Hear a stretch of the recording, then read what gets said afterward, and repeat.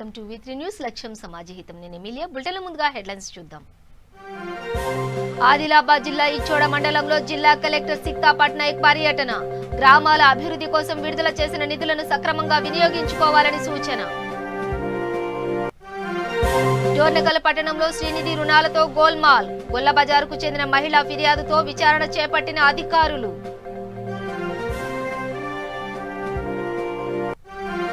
నిజామాబాద్ జిల్లా వర్ణి మండలంలో రెచ్చుతున్న ఇసుక మాఫియా. బోర్బావులో నీరు తగ్గిపోతోందని గ్రామస్తుల ఆందోళన.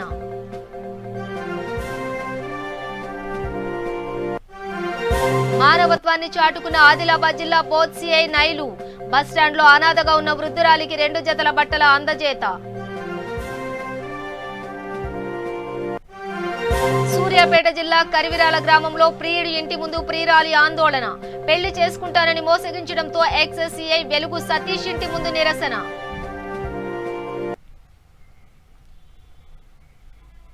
ఇక డీటెయిల్స్ చూస్తే డోర్నకల్ పట్టణంలోని మేప్మా మహిళా సంఘాలు శ్రీనిధి లోన్ చెల్లింపులో గోల్మాల్ జరిగాయని గొల్లబజార్కు చెందిన మహిళలు సోషల్ ఎడిటర్ కు ఫిర్యాదు చేశారు.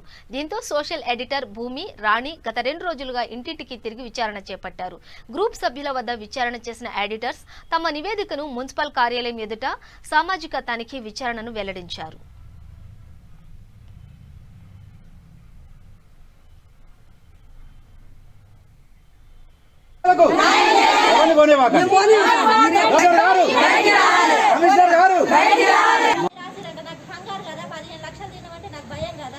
చూసుకొని సంతకం ఎట్లా పెట్టాలి? నేను తింటే ఏదన్నా 1 లక్ష తేడా వస్తుంది, 50,000 తేడా వస్తుంది, 15 లక్షలు వస్తుందా?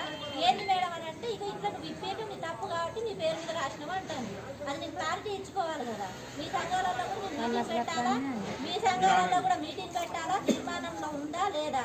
ఇప్పుడు నా పేరు మీద అప్పు ఇస్తానా, మేము ఒప్పుకున్నామా లేదా అన్నది మీ సంఘం తీర్మానంలో నేను ప్రూఫ్ చూపెట్టాలంట. అప్పుడు అది నా పేరు మీద తీసేస్తారంట. అందుకనే క్లారిటీ కోసం 2 రోజులు టైం ఇవ్వండి. రికార్డు మీరు ఎంత కట్టామనేది దాన్ని ఎవరు కాదనలేరు. సో ఈ డబ్బు ఎక్కడ ఉంది అనేది మనం తెలుస్తాం.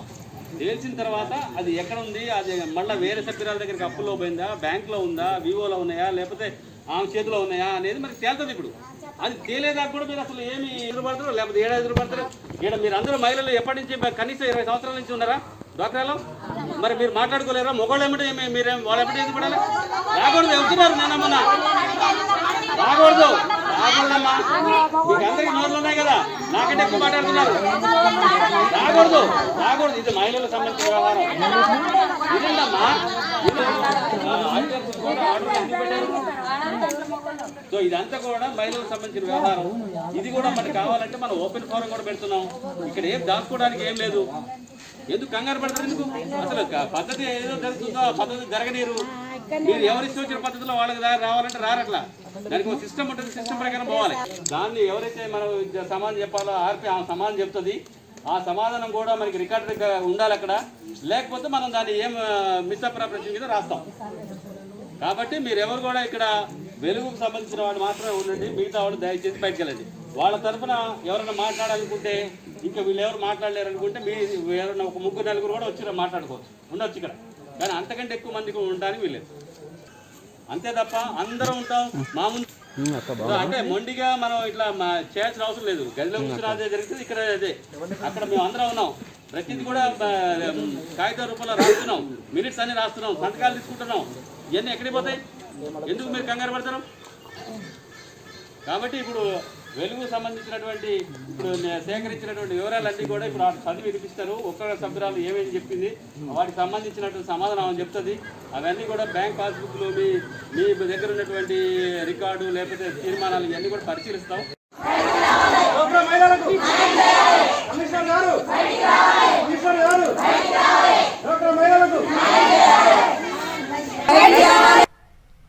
నిజామాబాద్ జిల్లా వర్ణి మండలం జిల్లాపూర్ గ్రామంలో ఇసుక మాఫియా రెచ్చిపోతోంది. సైదుపూర్ వాగు ఇతర వాగుల నుండి ప్రతిరోజు ప్రత్యేక వాహనాల ద్వారా వందల సంఖ్యలో ట్రాక్టర్ల ద్వారా ఇసుకను తరలిస్తూ గ్రామంలోని ఒక రహస్య ప్రదేశంలో ఇసుకను డంపింగ్ చేసి ఇసుకను అమ్మి భారీగా సొమ్ము చేసుకుంటూ వాల్టా చట్టానికి తూట్లు పొడుస్తున్నారని విమర్శలు వినిపిస్తున్నాయి. దీంతో చుట్టుపక్కల ఉండే రైతుల పొలాలలో ఉన్న బోరు బావుల్లో నీరు తగ్గిపోతోందని గ్రామస్తులు ఆరోపిస్తున్నారు. ఇప్పటికైనా అధికారులు ఇసుక అక్రమ డంపింగ్ చేస్తున్న వారిపై చర్యలు తీసుకోవాలని పలువురు కోరుతున్నారు.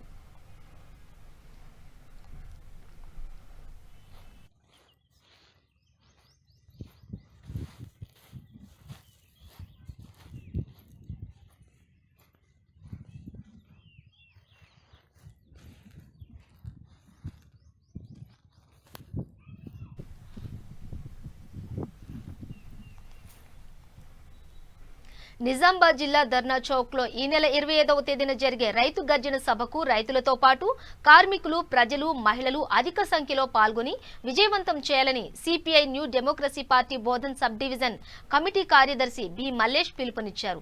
నిజామాబాద్ జిల్లా ఎడవల్లి మండలం, పోచారం, రేంజల్ మండలం దూపల్లి గ్రామాల్లో భవన నిర్మాణ కార్మికులతో జరిగిన సమావేశంలో ఆయన మాట్లాడుతూ కేంద్రంలో మోడీ నాయకత్వంలోని బీజేపీ పార్టీ కొత్తగా తెచ్చిన నూతన సాగు చట్టాలను మరియు కేంద్ర విద్యుత్ సవరణ బిల్లును రద్దు చేయాలంటూ మరియు రైతులు సాగు చేసుకుంటున్న అటవీ, బంజారా భూములకు పట్టాలను ఇవ్వాలంటూ ఈ నెల 25న సిపిఐ న్యూ డెమోక్రసీ పార్టీ జిల్లా కమిటీ మరియు ఏఐకేఎంఎస్ జిల్లా కమిటీల ఆధ్వర్యంలో జరిగే రైతు గర్జన సభకు కార్మికులు, కర్షకులు, ప్రజలు అధిక సంఖ్యలో పాల్గొని విజయవంతం చేయాలని పిలుపునిచ్చారు.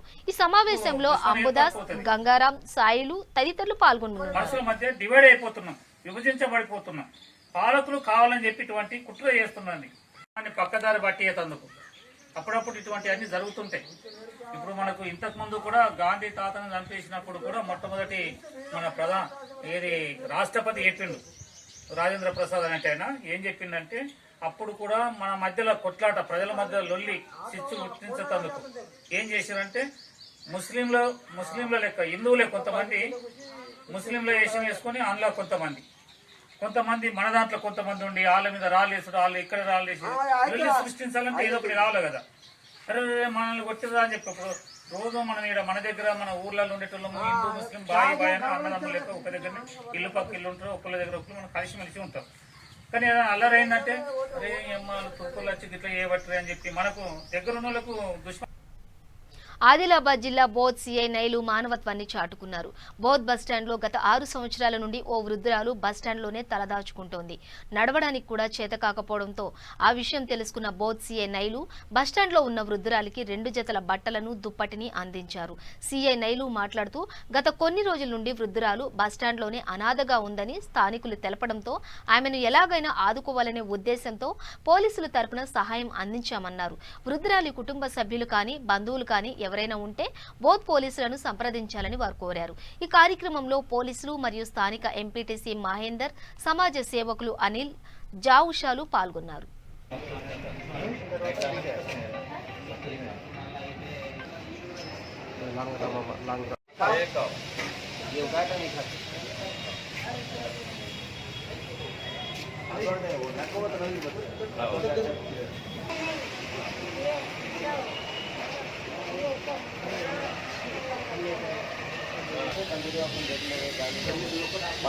कपड़े नहीं रखे पहले दर्द बिल्कुल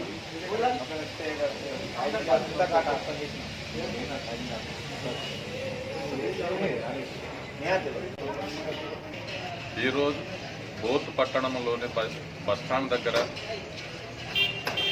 ఒక ముసలావిడ, అనాథ ముసలావిడ, ఆమెకు బంధువులు కానీ ఇంకెవరు లేరు. ఆమెకు బంధువులు ఉన్నా కూడా బాగుండేది. బంధువులు కూడా చాలా రోజుల నుండి మేము ట్రేస్ అవ్వడానికి ట్రై చేశాము. కానీ ఇప్పటివరకు ఆమెకు సంబంధించిన బంధువులు ఎవరు ముందుకు రాకపోయేసరికి మేమే మా పోలీస్ వారి తరఫున, బోత్ పట్టణ పోలీస్ వారి తరఫున ఆమెకు దుస్తులు, అదేవిధంగా విస్తరు, పండ్లు, పలహారాలు ఇవ్వడం జరిగినది. ఈ యొక్క సమాచారము తెలుసుకొని మేము వచ్చేసి ఈ ప్రోగ్రామ్ను కండక్ట్ చేశాము. అదేవిధంగా ఆ ముసలావిడను అనాథాశ్రయంలో ఆదిలాబాద్లో చేర్పించడానికి ఇవాళ కానీ రేపు కానీ అనాథాశ్రయం వాళ్ళతో కూడా మాట్లాడాము. వాళ్ళతో మాట్లాడిన తర్వాత తీసుకురమ్మని చెప్పారు. ఆమెను కూడా తీసుకెళ్తున్నాను. కాకపోతే ఇప్పటి వరకు బోధ్ పట్టణంలో జావేద్ అంటేనే, అదేవిధంగా స్వచ్ఛంద సంస్థకు సంబంధించిన వాళ్ళు చాలామంది ఆమెకు హెల్ప్ చేశారు. ఇప్పుడు కూడా అదేవిధంగా హెల్ప్ చేయాలని కోరుకుంటున్నాను. మా వంతు సహాయం కూడా ఆమెను ఇక్కడి నుంచి ఓల్డేజ్ హోమ్ తీసుకెళ్లడానికి. సూర్యాపేట జిల్లా తుంగతుర్తి మండలం కరివిరాల గ్రామంలో ప్రేమించి పెళ్లి చేసుకుంటానని చెప్పి మోసగించడంతో ఓ మహిళ ఎక్సైజ్ ఎస్ఐ వెలుగు సతీష్ ఇంటి ముందు ఆందోళనకు దిగింది. ఈ సందర్భంగా ఆమె మాట్లాడుతూ 2015 నుండి తనను సతీష్ ప్రేమించినట్టు తెలుపుతూ పెళ్లి చేసుకోవాలని గతంలోనే పోలీసు అధికారులకు ఫిర్యాదు చేసినట్లు తెలిపారు.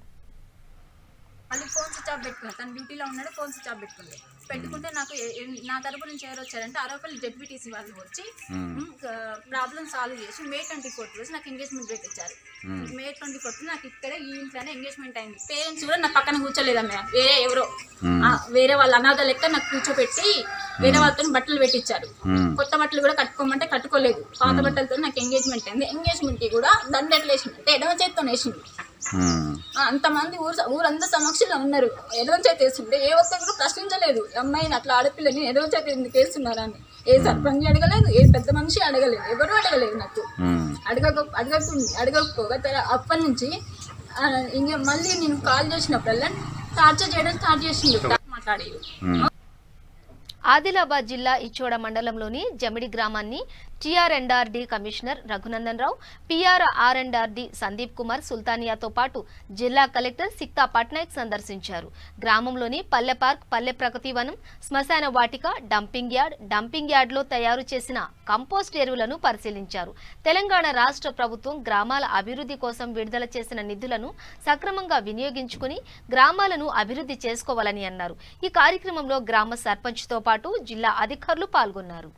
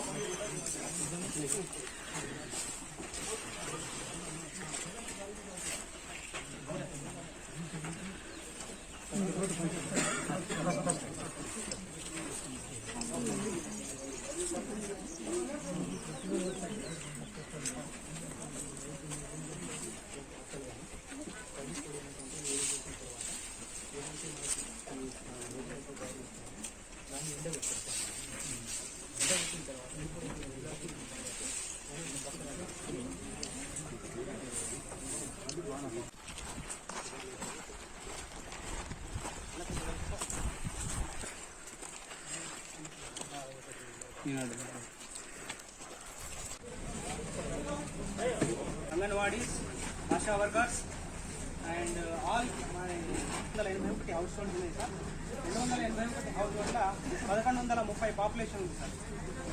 దాంట్లో టోటల్స్ వచ్చేసరికి 18,90,500 బడ్జెట్ని కేటాయించిన దాంట్లో 1,89,056 రూపాయలు.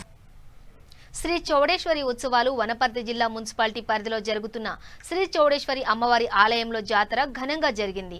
అమ్మవారిని దర్శించుకున్న భక్తులు వడిబియ్యాన్ని సమర్పించారు. ఈ కార్యక్రమంలో ఆలయ కమిటీ సభ్యులు పాల్గొన్నారు.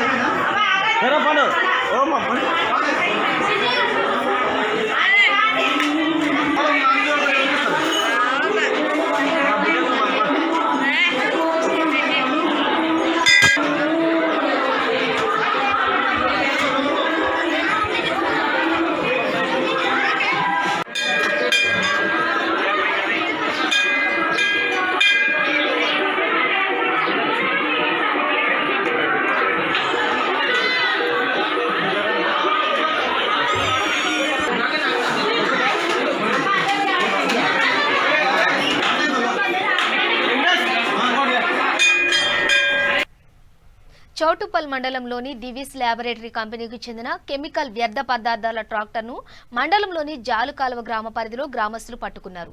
ఈ సందర్భంగా గ్రామస్తులు మాట్లాడుతూ గత కొన్ని సంవత్సరాల నుండి ఎన్నోసార్లు దివిస్ కంపెనీ వారు ఈ ప్రాంతంలోని కాలువలు, చెరువుల్లో కెమికల్స్, వ్యర్థ పదార్థాలను పారబోస్తున్నారని అధికారులకు సమాచారం అందించినా వారు స్పందించకపోవడం లేదని వారన్నారు. అధికారులు స్పందించి దివిస్ కంపెనీ ఈ షెడ్లను, బ్రాయిలర్లను పూర్తిగా తొలగించాలని గ్రామస్తులు డిమాండ్ చేస్తున్నారు. బండి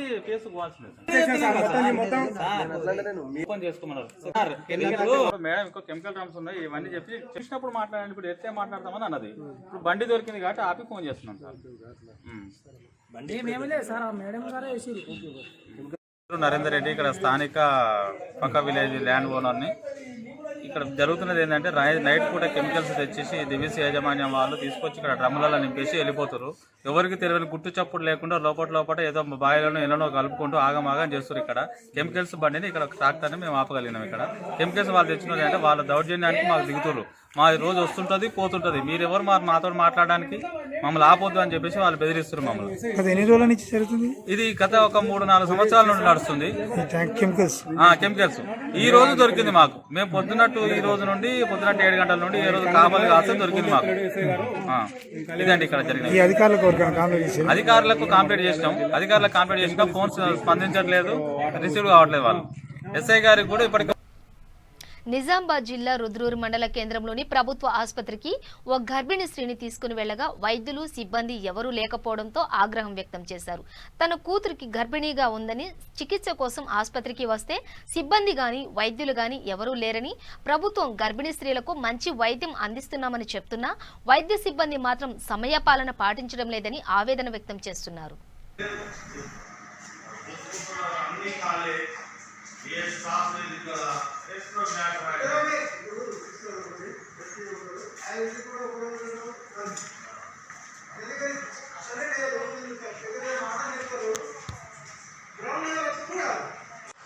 నేను అక్బర్ నగర్ వాసిని. రుద్రూరు గవర్నమెంట్ హాస్పిటల్ మా కూతురికి తీసుకుని వచ్చిన.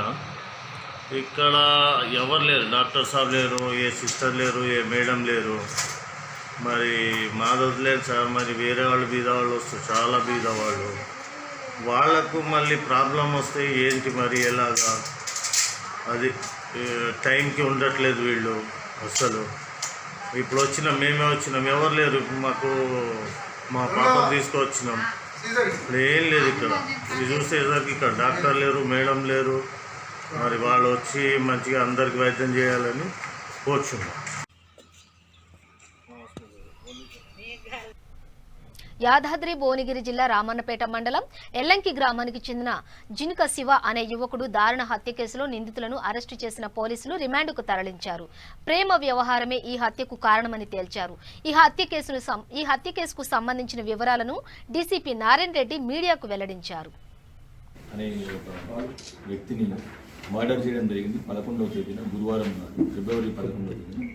దీని డీటెయిల్స్లోకి వెళ్తే ఎల్లంకి గ్రామానికి చెందిన జినుగ శివ, ఇతను జినుగ సాలమ్మ కొడుకు. ఇతను లారీ డ్రైవర్గా వర్క్ చేస్తున్నాడు. ఇతను ఇంటి పక్కనే ఉన్న అదే ఊర్లో ఇంటి పక్కనే ఉన్న స్వప్న అనే అమ్మాయితో ప్రేమలో ఉండడం జరిగింది. గత 4 సంవత్సరాల నుంచి వీళ్ళిద్దరూ ప్రేమించుకుంటున్నారు. ఈ ప్రేమ విషయంలో ఈ 2 కుటుంబాలు, అంటే ఈ స్వప్న వాళ్ళ కుటుంబం, అంటే గుని చంద్రయ్య కుమార్తె స్వప్న, ఈ ఇద్దరి కుటుంబాల మధ్య గత 2 సంవత్సరాల నుంచి ఈ ప్రేమ విషయంలో గొడవలు ఉంటున్నాయి. అప్పుడుగా ఊరు పెద్ద మనుషులు సర్ది చెప్పడం జరుగుతుంది. ఈ 11వ తేదీన దాదాపు మధ్యాహ్నం టైంలో సుమారు 3:50 4 గంటల సమయంలో ఈ ముగ్గురు కూడా, అంటే ఈ స్వప్న వాళ్ళ నాన్న గుని చంద్రయ్య, వాళ్ళ అన్నయ్య నరేష్ ప్లస్ వాళ్ళ పెదనాన్న కొడుకు ఎల్ల స్వామి అని చెప్పేసి వీళ్ళు ముగ్గురు కూడా ఈ చంద్రయ్య ఇంటి ముందర కూర్చొని ఉన్నారు. అదే దారిన ఈ జినుగ శివ అనే వ్యక్తి వెళ్తూ ఉన్నాడు, తన ఇంటికి వెళ్తున్నాడు.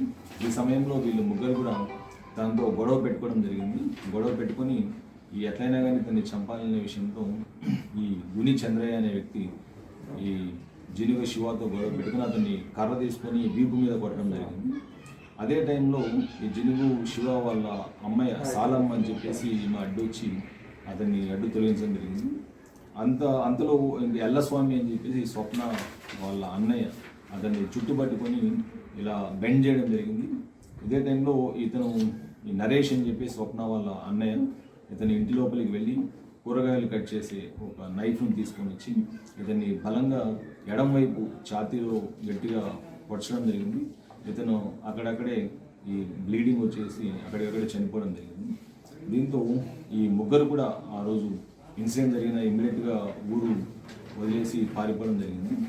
ఈరోజు మార్నింగ్ మనకు రామన్నపేట బస్ స్టేషన్లో వీళ్ళు ముగ్గురు కూడా వలిగొండ వెళ్ళాలని చెప్పేసి బస్ స్టాండ్లో ఉండడం జరిగింది. అక్కడ అదే సమయంలో ఈ Ramannapet CI Srinivas and Chandrashekar, ACP Satya Choutuppal వారి ఆధ్వర్యంలో వీళ్ళ ఇద్దరిని కూడా పట్టుకోవడం జరిగింది.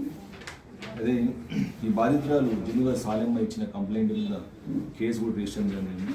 దీంట్లో crime number 31 of 2021 under section 302 red with 34 IPC కింద సెక్షన్ కేసు కూడా రిజిస్టర్ చేయడం జరిగింది.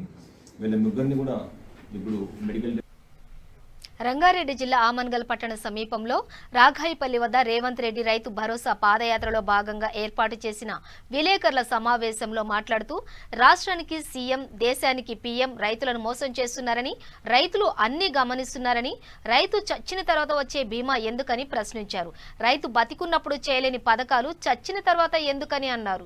ఈ సమావేశంలో మాజీ ఎంపీలు మల్లు రవి, సురేష్ షెట్కర్, బలరాం నాయక్, ములుగు ఎమ్మెల్యే సీతక్క, మాజీ ఎమ్మెల్యేలు సున్నం రాజయ్య, వంశీకృష్ణ, వంశీచందర్ రెడ్డి తదితరులు పాల్గొన్నారు.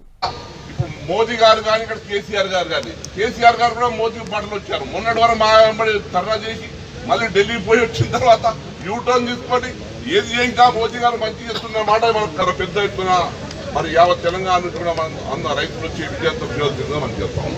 చట్టాలను వ్యతిరేకిస్తూ రైతులకు న్యాయం జరగాలి. ఈ రాష్ట్రంలో ఉన్న ప్రతి రైతు బిడ్డ ఈ పాదయాత్రలో పాల్గొనాలి. రాబోయే కాలంలో వ్యవసాయం అంటేనే భయపడే రీతిలో కేంద్ర ప్రభుత్వం ఈ నల్ల చట్టాలు యాంటీ ఫార్మర్ బిల్ ఏవైతే ఉన్నాయో వాటన్నిటి కూడా వ్యతిరేకిస్తూ అచ్చంపేట నుంచి హైదరాబాద్ వరకు పాదయాత్ర చేస్తున్న పెద్దలు రేవంత్ రెడ్డి గారికి అందరికీ కూడా సంఘీభావం తెలుపుతూ మరి ప్రతి ఒక్క రైతు బిడ్డ, రైతు కూలీలు కానీ రైతు బిడ్డ ఈ రాష్ట్రంలో ఉన్న ప్రతి ఒక్కరు కూడా దీన్ని సపోర్ట్ చేసి 16వ తారీఖు నాడు జరిగే ఈ ముగింపు సభకు అందరూ కూడా తల్లి రావాలని కోరుతూ ఈ చట్టాల వల్ల రాబోయే కాలంలో వ్యవసాయం అంటే భయపడే పరిస్థితి వస్తుంది. కాబట్టి వీరందరూ కూడా మనం వ్యతిరేకిస్తూ ఆదిలాబాద్ జిల్లా గుడిహత్నూర్ మండల కేంద్రంలోని కామధేను వెల్ఫేర్ సొసైటీ గోశాల వ్యవస్థాపకుడు, హిందూ వాహిని జిల్లా అధ్యక్షుడు ఆర్యన్ మహారాజ్ పుట్టినరోజు సందర్భంగా మండల కేంద్రంలోని ఉట్నూర్ రహదారిలో హెల్మెట్స్ మరియు పేదలకు దుస్తులు పంపిణీ చేశారు.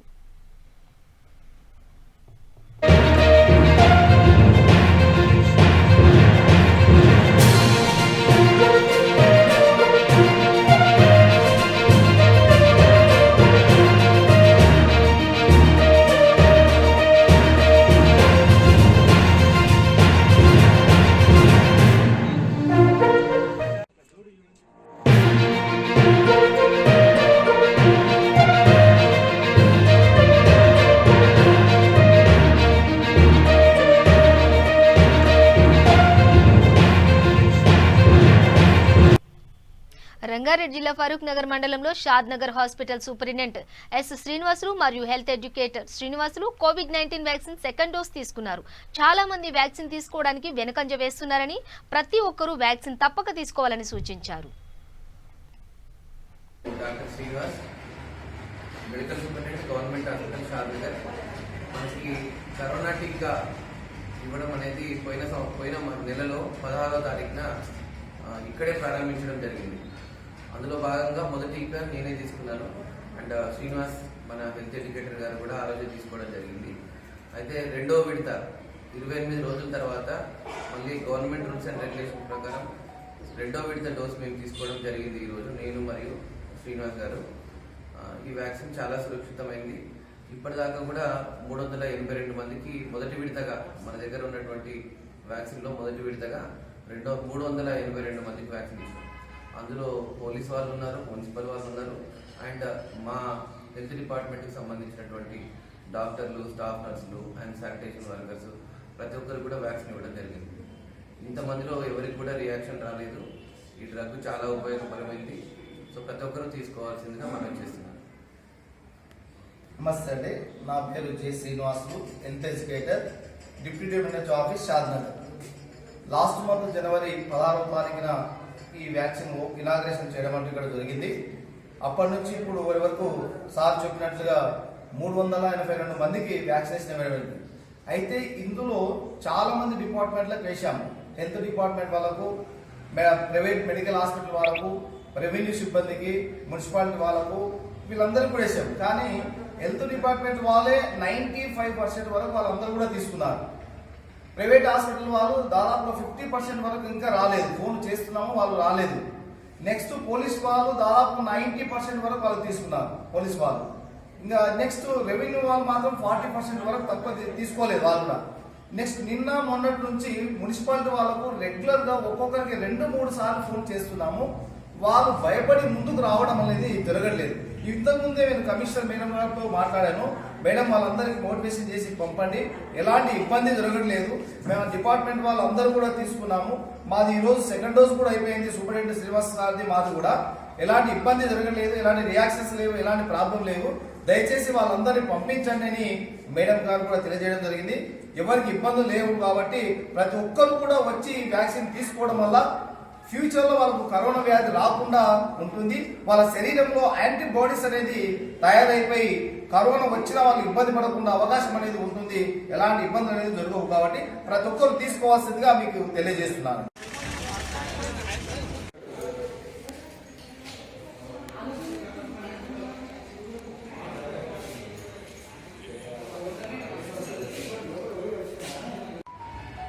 నేను డాక్టర్ శ్రీనివాస్, మెడికల్ సూపరింటెండెంట్.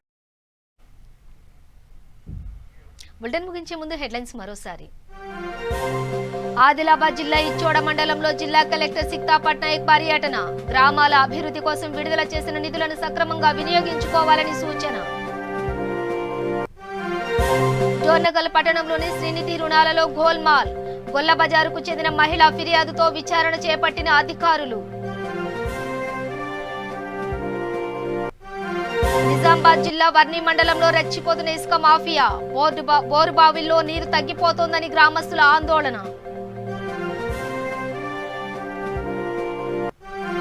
మానవత్వాన్ని చాటుకున్న ఆదిలాబాద్ జిల్లా బోత్ సిఐ నైలు. బస్టాండ్లో అనాథగా ఉన్న వృద్ధురాలికి 2 జతల బట్టల అందజేత.